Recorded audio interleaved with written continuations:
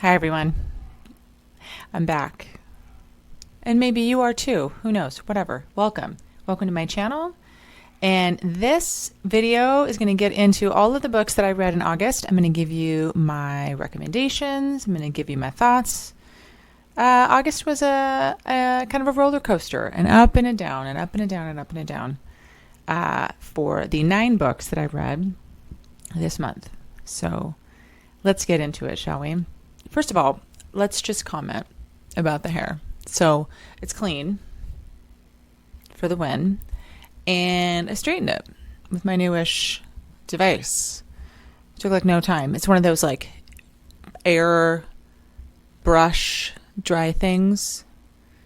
Worked. It was like 15 minutes. I have so much hair. It took 15 minutes to dry this mop, and I'm in love with it. So, and I decided to do a full face for y'all to film a video about the 9 books that I read in August. So listen, everybody makes choices in life, and these are the choices I made today, and I'm hopeful that they're good ones. So all of that aside, I'm bringing you the rundown of the books from August. Okay, so let's get started. So the first book that I finished in August was Vacation Wars by Megan Quinn. Now, this was published back in April of 2023.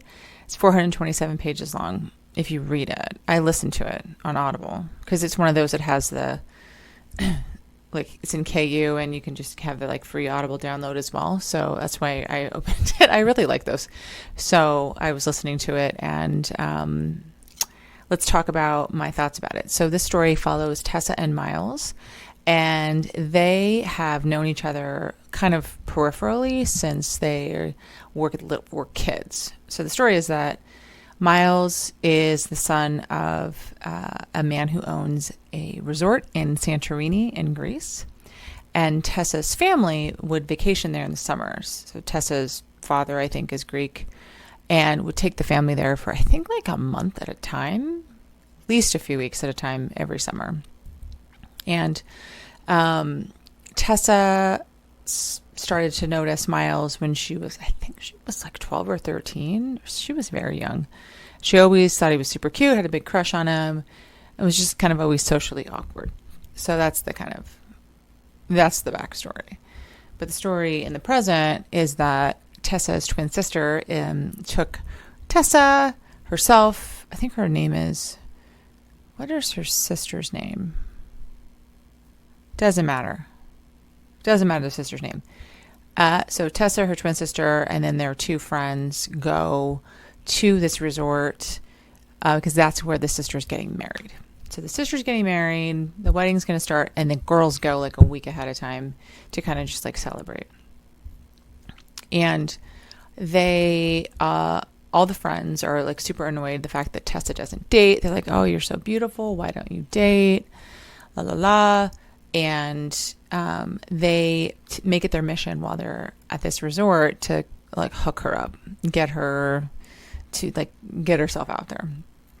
Meanwhile, Tessa and Miles have like started to interact and are like getting along, and Tessa like wants to, get going with Miles, but for whatever reason she doesn't tell her sister and friends about that. So they're trying to hook her up with other people. Meanwhile, she's like starting a relationship with Miles. So it kind of unfolds, and it's inside of that you understand the title. So I'm trying not to spoil. But this is Megan Quinn. So what you can expect from Megan Quinn is really great banter. So there was great banter in this story. It was an interesting story. I hadn't read anything like it. I thought it was a good premise. I liked the way the characters were developed. I thought there was some depth to them. I liked it. And then there was actually, even though they'd known each other for a while and they were together in this resort for like a couple of weeks, there's actually kind of a long timeline for their relationship, which makes itself like it's clear when you read it what I mean by that. But I really liked it. It was pretty spicy. I gave it 3.5 peppers. I guess I'm not doing stars, you guys, because it's like 3.5 out of 5. No.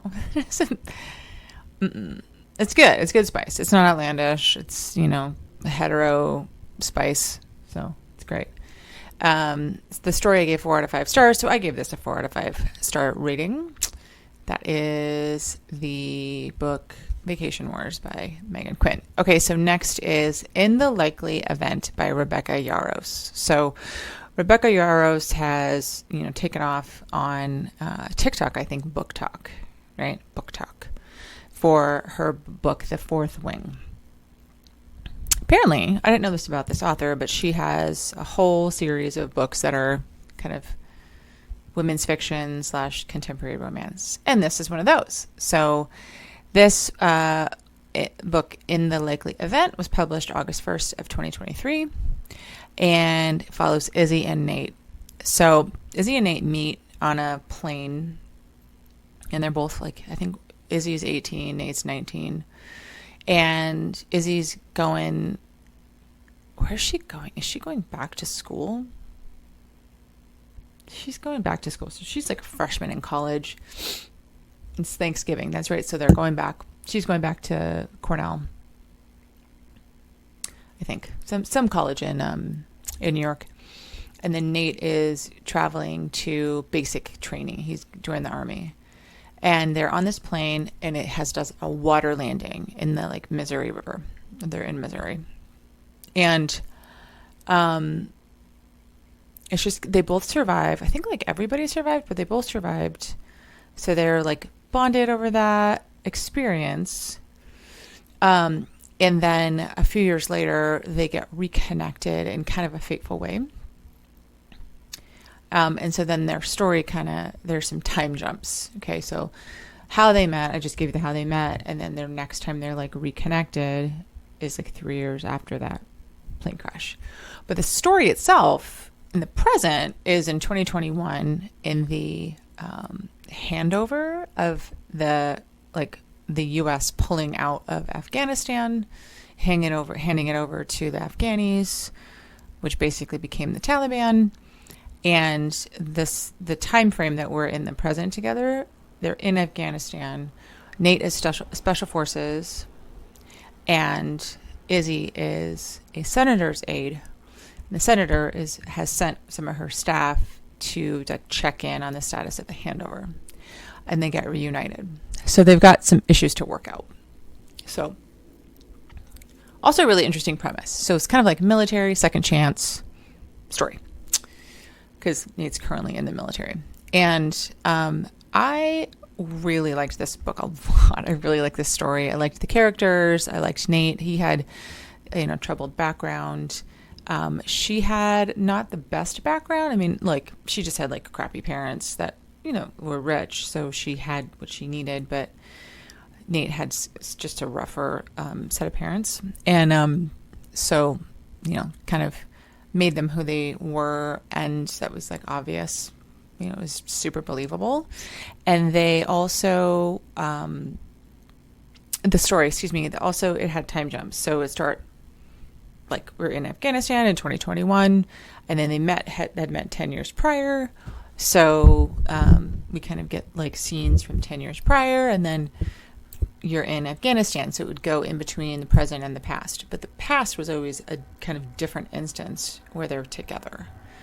And they're not really corresponding. They just agree. I think they take vacations together every couple of years. And they just have this connection, this just love that's deepening that is not typical at all. But I think it starts to transcend a trauma bond through the different times they have together.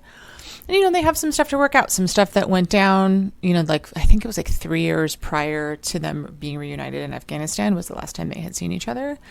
And so there's some stuff to work out. And then there's also some drama with Izzy's sister in Afghanistan that happens in the present. So it was a combination of, this really emotional, reuniting, second chance story, some drama, some action in the present, a pretty unique setting, and just a really successful use of the time jumps. So I really recommend this story. So overall, I gave this spice 3 out of 5. 3 stars, 3 spices, 3 peppers. It's 3 something. So it's good. Story was 5 out of 5. I gave this a 5-star rating. I really love this story. I've recommended it since I read it. So go read it. All right. Then the next book that I read was Right Guy, Wrong Word by Jewel E. Ann. This was published in August of 2023. It is 234 pages. So apparently this was published previously as a novella, but it was expanded, or like novella or short story or something, but was expanded. And so here's what it is. Okay. So this story follows Anna and Eric. And this is a character-driven story. So this is pretty typical Julianne. I think her name is Julianne, but she just goes by Jewel E. Ann. I think I'm right. I haven't asked the author, but sounds good. Okay. Anyway, blah, blah, blah. So Anna manages a bouldering gym in Des Moines, and she also runs a book club that people in her life, including some of her neighbors, attend. So Eric owns a t-shirt store. This is set in Des Moines, Iowa. Okay, so Eric owns a t-shirt store down the street from the apartment and moves into the building where Anna lives, and so he starts to participate in the book club. So they have an instant attraction for one another, and the drama is set out with respect to the book club. So Anna picks a book for the club to read, and they're discussing it at book club, and everybody liked it except Eric. And he said it was kind of like self-involved, something unflattering about the book. And for whatever reason, this really offends Anna. And so she tries really hard not to like him, even though she's super attracted to him. But despite all that, they, engage in a relationship that she fights, but not really, until, they separate and then are reunited later. So I won't give too much more away, but like I said, this is a typical Jewel E. Ann, character-driven novel. So there's definitely quirks to the people. They can be really annoying. I just turned down my baby monitor. Okay. Just in case there was some background noise. Anyway, so getting back to the story, they are quirky. Their chemistry is spicy, but for me, it was a little annoying at parts because I really thought that Anna was annoying. She was annoying. But that kind of gets addressed later in the book after they do get reunited. And so it resolved well. It's just at points I was reading it and I was just like, what is wrong with you? Who cares, right? So that all gets resolved. But in the moment I was just kind of like, oh my God, you're weird. So I gave this story, hold on.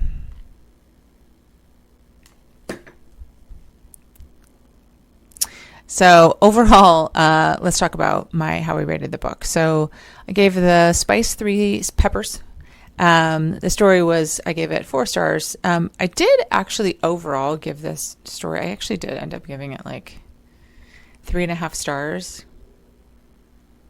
Because I had to give it 4 in Goodreads or whatever, just because you can't do a half star. But I'm going to tell you it's 3.5 stars because while it wasn't very long, so it was not torturous being annoyed by Anna. She was annoying enough that I thought it detracted from it. So anyway, I digress. So the next book that I read was Unravel Me by Becca Mack. So this is the latest book, number 3 in her Playing for Keeps series. This was published August 1st of this year, 2023. It's 436 pages long. I did read this. The only book I listened to this month so far was Vacation Word. That's not true. I haven't talked about it yet. Okay. So moving on. So Unravel Me by Becca Mack, book 3 in the Playing for Keeps series, published August 1st of 2023 and is 436 pages long. So this story follows Adam and Rosie. This is a hockey romance. So we meet Adam in book 1, which is Consider Me. And then also he's in book 2, but in that book, his long-term relationship kind of comes to an end. So this book, his book, picks up, I think, a year after he breaks up with his girlfriend, after he finds that she was cheating on him. So he's like liberated from the ex, but he still wants to be in a relationship. So he's going on dates. He's like on apps going on dates. He's this like big hockey star. He's a really famous goalie, and he goes on apps to date. So anyway, he gets photographed all over town on dates, and he's just getting really tired of the type of women he's meeting that way, because they're vapid or just interested in his success, really just interested in him because he's a rich hockey star. So that's kind of what he's going through. Maybe his book opens up. And then Rosie is someone who, she's a veterinary student, and she volunteers / I think she works also at a dog like a rescue, pet rescue. So she's taking out one of the rescue dogs for a walk, and runs across Adam on the walk. He has this like massive dog. I think they said it was a Great Pyrenees or some just massive dog. He's called Bear because he looks like a bear. And this dog runs up to Rosie, and she's just like loves it. She's like, "Oh, you're so great. Oh, what a big dog. Aren't you the sweetest?" Right. So he runs up to her, is like, "Oh, she's cute. Wow, she really likes my dog. This is new. This is a very big dog," and she's not intimidated. Okay. I like this. So they get to talking. He really likes her. Just is like, "I'm Adam. I work with athletes."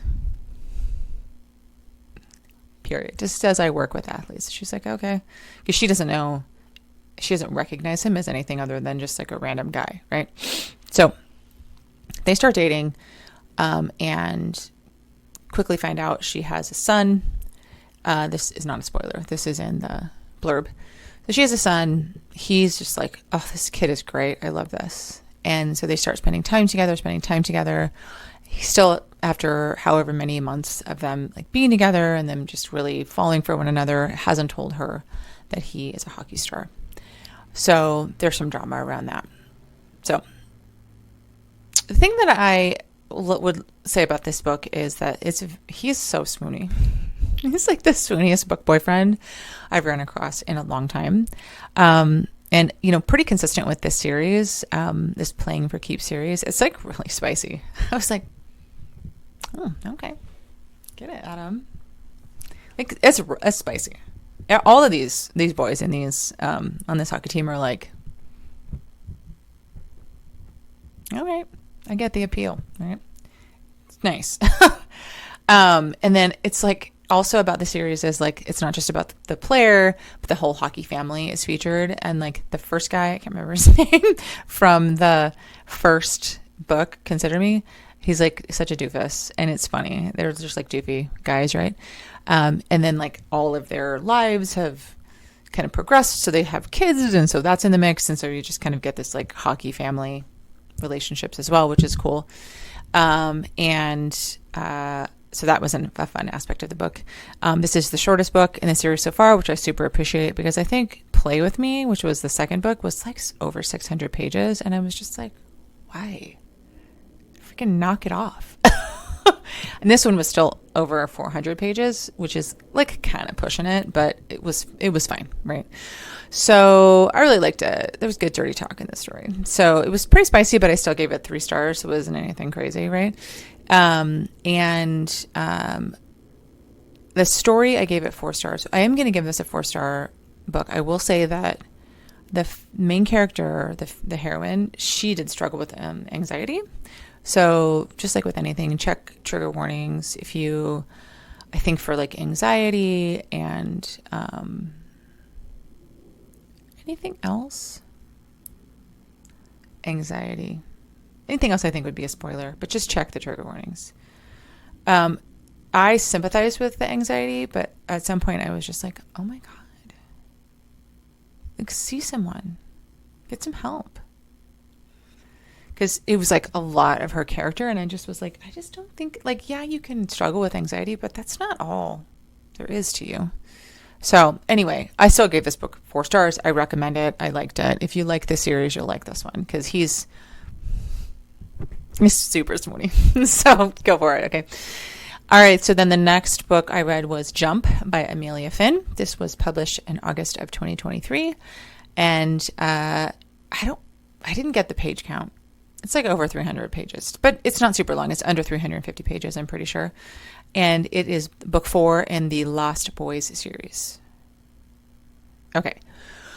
So in the same small town as in almost all of Amelia Finn's series, the one with the rollers, the MMA gym guys, Bobby Kincaid guys. So I'll talk about it, but there is a rollers cameo. Okay, so but anyway, it's not about them. They're just a cameo. But the story is about Mateo and Vivian. Okay, Mateo is a firefighter, and we met him in book 3, which is Crash and Burn, published, I don't know, I think like March or April of this year, so it was the previous book. And Vivian, we also met in the previous book. She is what is she? She owns and operates a dog shelter, and Mateo is a firefighter. So Mateo has recently moved to town. He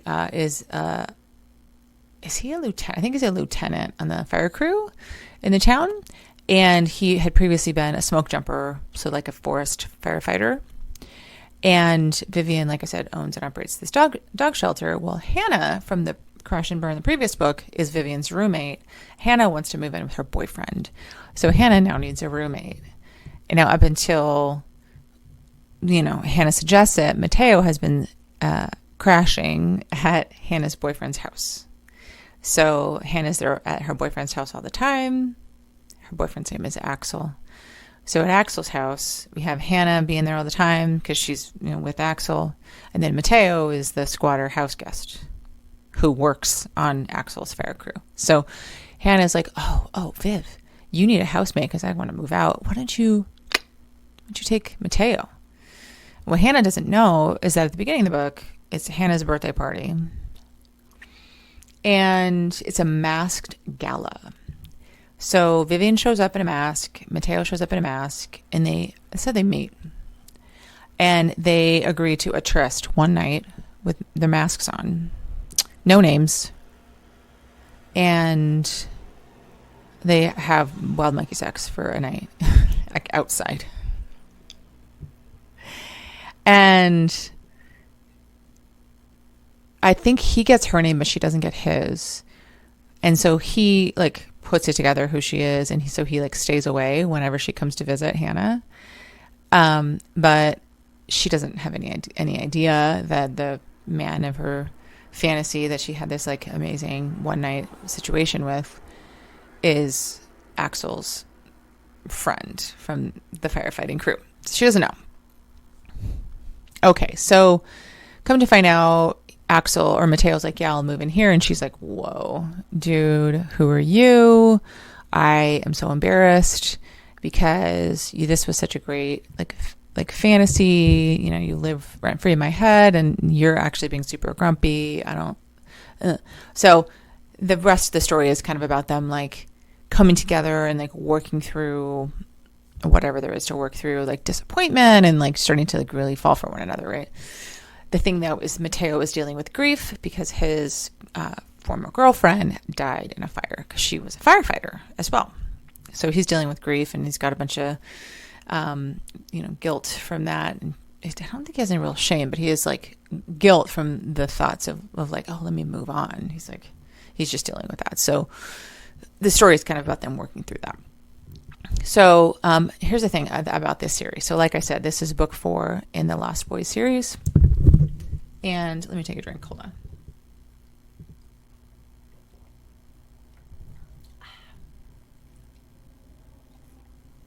Okay, getting kind of gravelly voice. Okay, so these books, like in the last video, or I think it was for whatever month, like June, I think, I reviewed the previous book.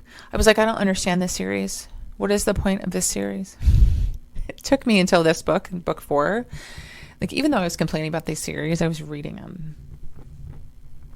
Okay, they're still decently written, even if it's not really clear, like the trope. It's like, okay, who cares? It's a character study, right? So they're lost boys. So the female characters are like, they have their ish together, they're young, but they're not stupid, they're not, or like dramatic, or like they read like normal girls. Okay, you got your ish together and you're living your life, and then in comes this guy who's like got issues or has had a rough upbringing or is into some illegal stuff. Like they're like needing to like get on the straight and narrow in whatever way, right? And it's like, oh, okay.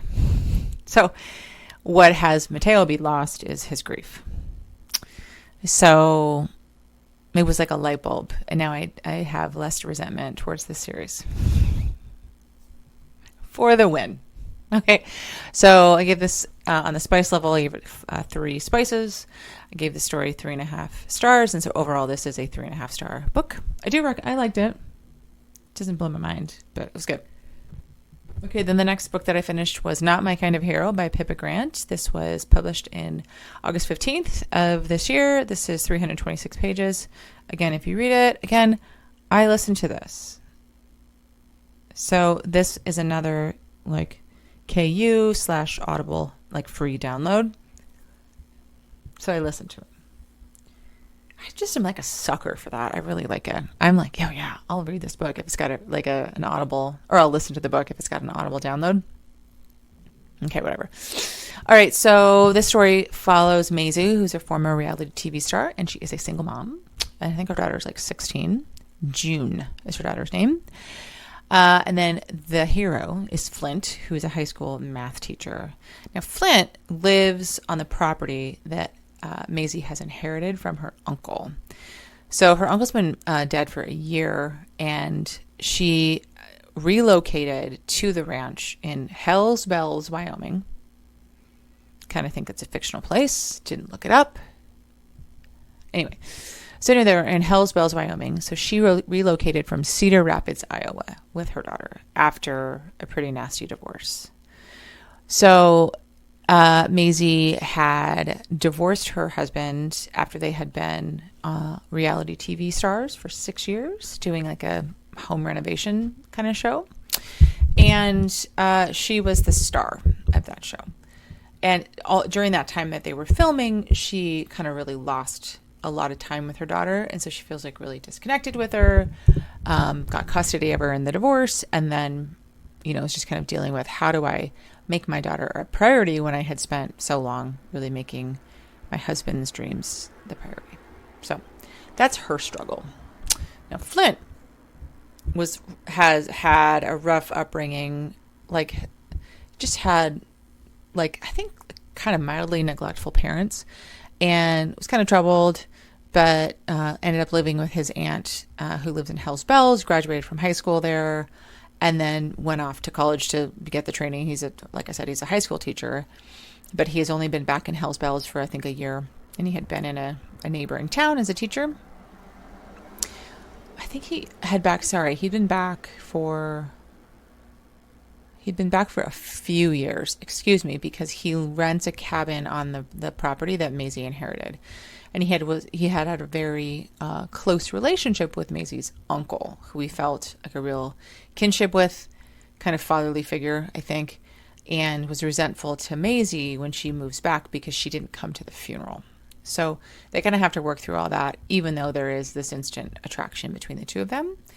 He's resisting her because he thinks that she's kind of flighty and doesn't deserve goodness because he views a slight on her uncle, and she's resisting him because she wants to put her daughter first. So that's kind of the tension that they've got to work through in this story. So like I said, this book is set in a place called Hell's Bells, Wyoming. So you do have that kind of small town cast of characters. It's not extensive. I think it's just a handful of people. It's fine. But, I mean, it's not like a lot of people. It's not like a lot of the real estate is like, oh, you know, whatever, like small town drama. It just adds like an extra dimension to the story. But I liked it. I mean, I liked the kind of premise of the story. I mean, was it revolutionary? No, this was not anything we haven't read before. Okay. Was it pretty like low key for Pippa Grant? Yeah. I mean, if you've read a lot of her stories, you know, some of her characters can be a little bit bonkers. This wasn't like that. So I thought it was really enjoyable. Now, it is much shorter than I think Rich in Your Love was the Tickled Pink book that came out earlier this year. That was pretty long. This one's not as long. So I liked it. I recommend it. 3 stars on the, 3 peppers on the spice level, 3.5 stars overall on the story. So overall I gave it 3.5 stars. So yeah, I liked it. Okay. Then I read Bad Intentions by Mila Kane. Okay. If you follow my channel or have watched any of my videos, you know, I'm obsessed with her because she's written 4 books and they've been like the Mafia books. Amazing. Amazing. Loved it. Okay.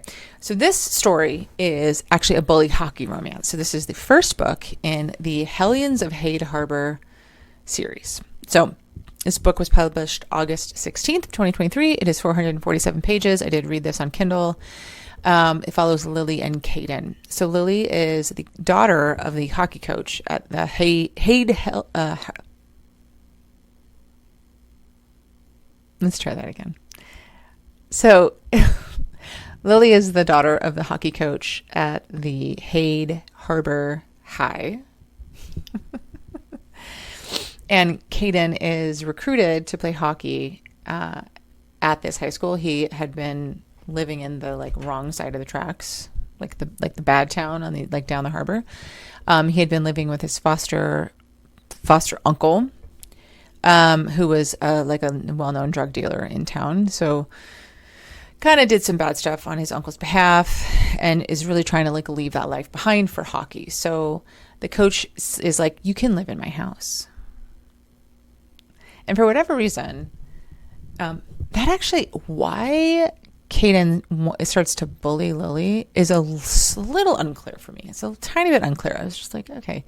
Like he had some sort of mentality like, oh, she's like too good for me or whatever. Let me dirty her up. And then they start to have feelings for one another, even though like their relationship started out however it did. Let's see, what else do I want to say? But she's really no shrinking violet. Like he does try to bully her, but she doesn't take it lying down. So I liked her as a heroine. That's the thing that I do like about Mila Kane is that all of her men are like pretty alpha, pretty like strong personalities, a little threatening so far. But the female characters have been able to like go toe to toe with them in a way that's not like outlandish, like women would behave, however, like young women would behave that way, right? So she's like a shy science, like Lily in this story is a shy like science girl, but she's not a doormat, so she doesn't really take his crap. So I liked that about her. And there are also a good number of side characters in the story, which it became pretty clear, considering I saw the announcement for the next book, that this is the first book of a series regarding these, what they are called hockey gods. So these star hockey players. So I think it's going to be interesting to see kind of how the series unfolds. So read the story and you know what I'm saying. So I did like it. It was a good opening to a new series.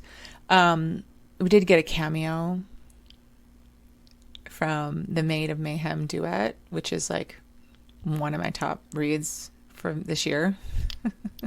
So that made me very happy. So anyway, So I did like the story. I will say, however, that this book suffers from what I call the first book disease, book one disease, which is basically means that it's like the first book in this series is probably the weakest. I think this is probably going to be one of the weaker stories in the series. Like, don't come at me, but like Queens and Monsters series, Ruthless Creatures, the first book was not my favorite. It wasn't. I didn't even like Carnal Urges as much as everybody likes it. I liked books 3 and 4 the best. But that's not what this is. So like this book, Bad Intentions, I thought was a good story, but I'm like, I bet you the subsequent books are going to be stronger. So I digress. Okay, so Spice was 3 out of 5 peppers. The story was 4 stars, so I'm going to give this a 4-star rating. Okay, so then I read Dangerous Obsession by Bella DeCorte. This was published August 18th of 2023. It was 527 pages. This is book 2 of the Vice City series. So this story follows Ava Girardi and Nazareno Fausti. Okay, so I'm going to do a Bella DeCorte novel. I threaten that in every single video. Haven't done it yet. What are you going to do about it? But okay, so let's talk about this book because there's some stuff to say. So I think I just only have like one more book. Oh, hi. You can see my hand. Oh, well.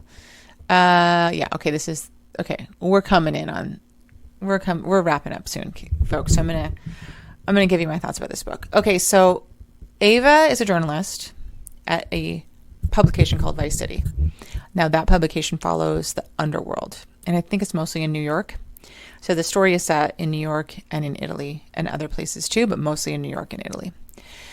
And Nazareno Fausti is a member of the Fausti family. He is the first son of Lothario Fausti. Yeah, that's a thing. Who is the brother of Luca Fausti, who is like taking his place as the like Don of the Fausti family in Italy. So that's going to become more clear in my next video. Don't worry about all that, okay? So what does Nazareno do for a profession? He is a pilot. Okay, so he's a pilot. Ava is a journalist. Ava goes by Pepper Nash. It's her pen name. So Ava had a rough upbringing of it. I think it was pretty rough, actually. She has a sister whose story we get in book 1, who I really liked. So